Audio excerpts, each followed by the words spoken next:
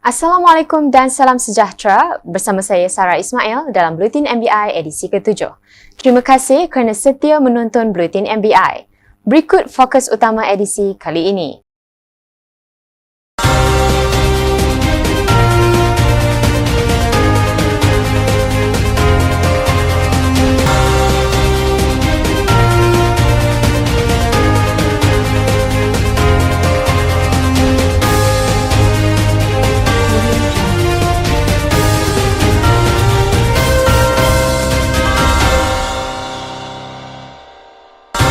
MBI terima anugerah Diamond sempena anugerah rendah karbon 2021.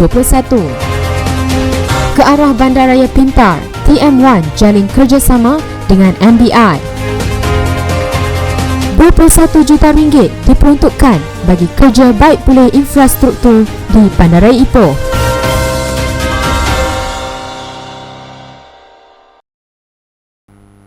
Majlis Bandaraya Ipoh MBI menjadi pihak berkuasa tempatan PBT tunggal di negeri Perak berjaya merangkul 2 kategori anugerah Diamond pada Anugerah Bandar Rendah Karbon 2021. MBI adalah antara 15 PBT di seluruh negara yang tersenarai menerima anugerah tersebut, iaitu inisiatif Kementerian Alam Sekitar dan Air melalui Malaysian Green Technology and Climate Change Corporation MGTC. Menurut Datuk Bandar Ipoh, Datuk Rumaizi Baharin, kejayaan yang membanggakan itu diperoleh menerusi 2 kategori anugerah Diamond Recognition bagi kategori Zon Bandar Rendah Karbon Kawasan Perancangan Pusat dan kategori Rakan Kongsi Rendah Karbon Bangunan UTC Perak. Pertamanya tentulah kita berasa gembira, ya, kerana pencapaian ini bukan saya seorang, ini usaha kita bersama Majlis Bandar Ipoh dan juga rakyat warga Bandar Ipoh sendiri, bagi membolehkan kita mendapat bukan kedua tahun betul-betul. Dan Alhamdulillah lah, pada tahun ini kita berjaya mengurangkan lebih daripada 36% GHG emission yang diukur sejak tahun 2016. Jadi kita tahu 3 elemen yang diaudit itu, energy, water dan waste. Dan pengurangan ini sejajar dengan pelan tindakan Ipoh yang baru kita lancarkan pada 9 Februari 2022 oleh Yang Amat Nusa Perak. Beliau berkata demikian ketika ditemui media selepas Majlis Anugerah Bandar Rendah Karbon 2021 di Kuala Lumpur. Menerusi pengiktirafan berkenaan, MBI telah berjaya membawa pulang hadiah berupa plak dan sijil yang disampaikan Datuk Seri Tuan Ibrahim Tuan Man, Menteri Alam Sekitar dan Air. Majlis Bandaraya Ipoh MBI dan Telekom Malaysia Berhad melalui Unit Rumusan Perniagaan Perusahaan dan Sektor Awam TM1 telah menjalinkan kerjasama dalam usaha memantapkan pelan strategik menuju Ipoh sebagai sebuah bandaraya pintar. Kerjasama ini dicapai menerusi satu perjanjian Memorandum Persefahaman MOU MBI bersama TM1 yang diadakan sempena program City Leap Summit 2022 yang berlangsung di Genting Highland Pahang baru-baru ini. Datuk Bandar Ipoh, Datuk Rumaizi Baharin berkata, menerusi kerjasama ini, pelbagai inisiatif telah dirancang dan dilaksanakan demi kesejahteraan, kelestarian dan kepentingan warga kota Ipoh. Kita dah ada perancangan strategik dan juga perancangan ke arah bandar pintar yang telah pun kita lancarkan sebenarnya pada tahun sudah 23 Mac 2021. Jadi biasanya mana-mana macam tadi presentation tadi, mana-mana bandar pintar nak dibuat dia kena ada satu rangka kerja atau framework. So itu antara bandar yang terawal yang ada framework bandar pintar. Jadi untuk itu kita pun bekerjasama secara PTM ada 2-3 agensi kerajaan, ya, yang bekerjasama untuk membolehkan kita melaksanakan implementasinya mengarah kepada bandar pintar kita fokusnya tahun 2030. Itu dia punya asas. Terdahulu, Datuk Rumaizi telah memeterai MOU tersebut bersama Naib Presiden Eksekutif TM1 Syazurawati Abdul Karim yang disaksikan oleh Exco Beliau Sukan Komunikasi dan Multimedia Perak Khairul Syahril Muhammad dan Timbalan Ketua Setiausaha Kementerian Perumahan dan Kerajaan Tempatan Kamaruzzaman Umar. Yang begitu agresif dari pihak Datuk Bandar ni, untuk menjayakan smart city dan Ipoh memang merupakan salah bandaraya utama yang ingin kita pastikan di Perak dilaksanakan seperti ini, khususnya dalam pelaksanaan program haji. Jadi di Perak memang kita konsep kita kerajaan ini akan senantiasa membantu mempermudahkan segala urusan dan akan memenuhi segala keperluan dan juga mungkin apa yang perlu kerajaan dibantu permudahkan urusan itu kita akan laksanakan. Ini komitmen kita. Sebanyak 21 juta ringgit diperuntuk Majlis Bandaraya Ipoh MBI bagi kerja-kerja membaik pulih beberapa infrastruktur di seluruh bandaraya ini. Datuk Bandar Ipoh, Datuk Rumaizi Baharin berkata, kerja-kerja penambahbaikan dan pembaik pulihan dilakukan dalam 2 fasa.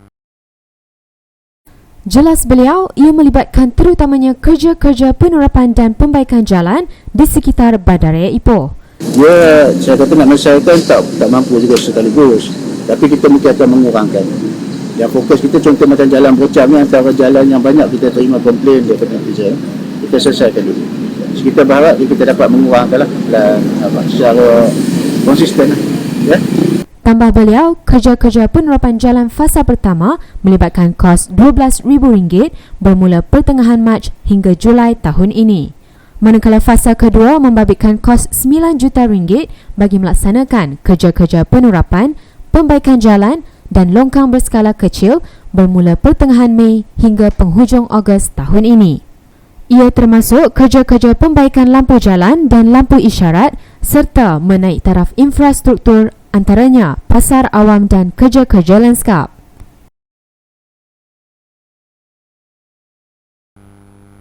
Kira-kira 70 buah rumah yang musnah dalam kejadian ribut dan puting beliung di Ipoh Januari lalu telah siap diselenggara dan dibina semula.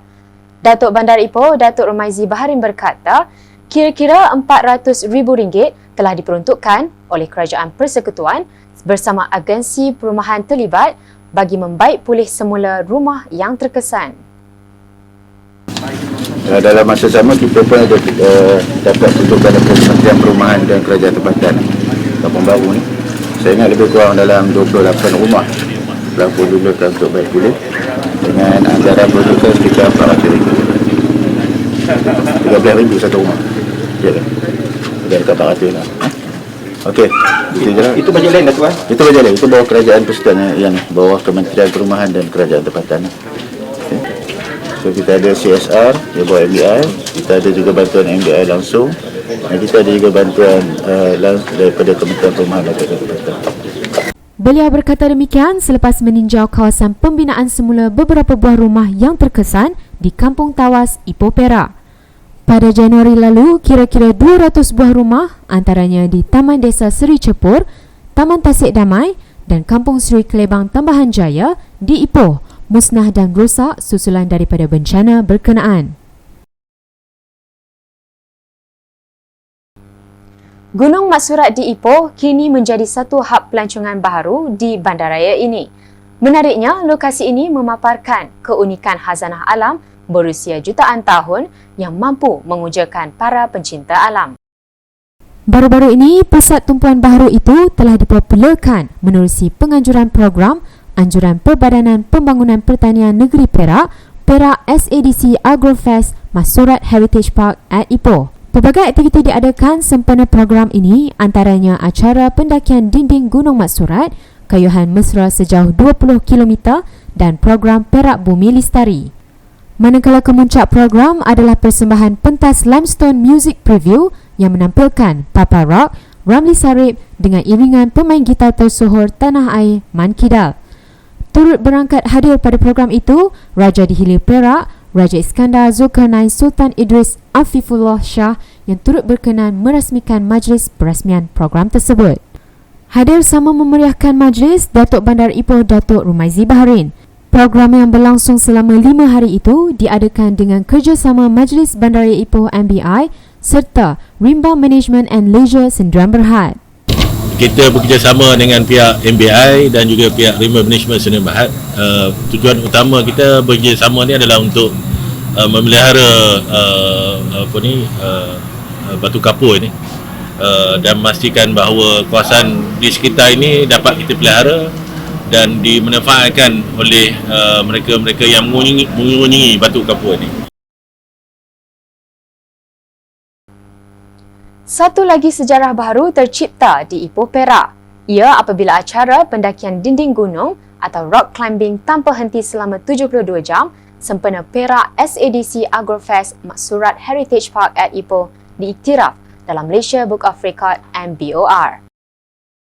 Datuk Bandar Ipoh, Datuk Rumaizi Baharin berkata, menerusi kejayaan itu, ia bakal membawa nama Gunung Maksurat ke tahap yang lebih tinggi sebagai produk ekopelancongan yang mampu menarik pelancongan kebangsaan dan antarabangsa.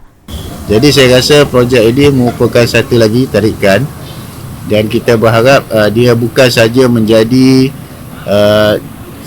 kata orang tarikan di dalam untuk bandaraya juga, tapi kalau boleh kita mengancang untuk menjadi tahap pelancongan kebangsaan dan juga antarabangsa.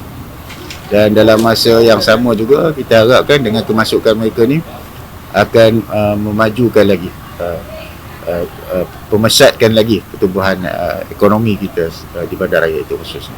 Beliau berkata demikian pada sidang media selepas acara menandatangani sijil MBOR di Gunung Maksurat di Ipoh. Terdahulu, sijil MBOR telah disampaikan oleh pengurus pejabat MBOR, Lee Poi Ling dan Executive Account Nazrul Hafizi kepada Datuk Rumaizi. Sementara itu, menurut pengarah Eksekutif Rimba Management and Leisure Sdn Berhad, Megat Muhammad Syarin Muhammad Hamdan, seramai 30 orang pendaki dari beberapa negeri seperti Melaka, Selangor dan Pulau Pinang bersatu tenaga mencatatkan rekod baharu itu.